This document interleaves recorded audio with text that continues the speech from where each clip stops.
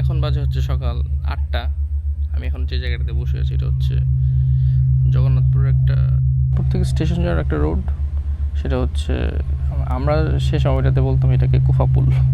আজ থেকে প্রায় 18 বছর আগে 2012 বা 10 সালের মানে স্টোরি যদি আমি বলি, তখন আমরা স্কুল বা কলেজে পড়তাম। তখন আমরা 3টে ফ্রেন্ড ছিলাম।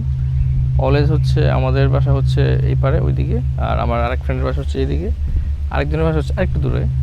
তো তারা সবাই যখন আমরা সকালে টিউশনে যেতাম, প্রাইভেটে যেতাম, এখানে এসে বসতাম, বসে হচ্ছে ওয়েট করতাম। তো এখান থেকে হচ্ছে আমরা বিভিন্ন টিচারের বাসায় যেতাম আর কি।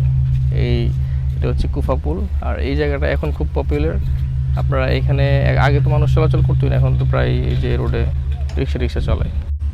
একটা সময় কিন্তু ছিল যে সময়টাতে এই রাস্তায় মানুষের এত আনাগোনা ছিল না। মানে আমরা যখন আসতাম এখানে বসে থাকতাম, কেউ আসতো না। তখন এই রোডটা আসলে ওইভাবে গাড়ি টাড়ি চলতো না।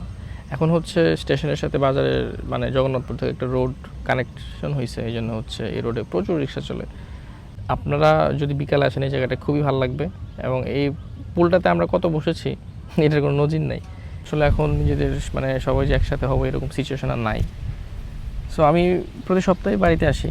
তো বাড়িতে আসলে হচ্ছে বাসা এবং চেম্বার দুইটা জায়গায় ব্যস্ত থাকতে হয়। তো মানে বিকালে বা সকালে যে কোথাও বের হবে এরকম সুযোগ নেই। আজকে ইচ্ছা করে সকালে উঠছি, এই জায়গাটায় যাবো, ওই জায়গাটা একটু বসবো, সকালে কেমন লাগে এই জন্য এক্সপ্লোর করতে এখানে আসছি। সো আসলে মানে সময় সব কিছুই চেঞ্জ করে দেয়। একটা সময় ছিল এখানে আমরা বসতাম, আড্ডা দিতাম, এখন আর এরকম হয়ে ওঠে না। রাতের বেলা মোস্ট অফ দ্য টাইম হচ্ছে এখানে আসা হয় এবং বসা হয়, বাট দিনের বেলার যে বিউটিটা এটা তো দেখানো হয় না। এই জন্য হচ্ছে আপনাদেরকে আজকে দেখাইতে আসছি সকালে এটার বিউটিটা কেমন।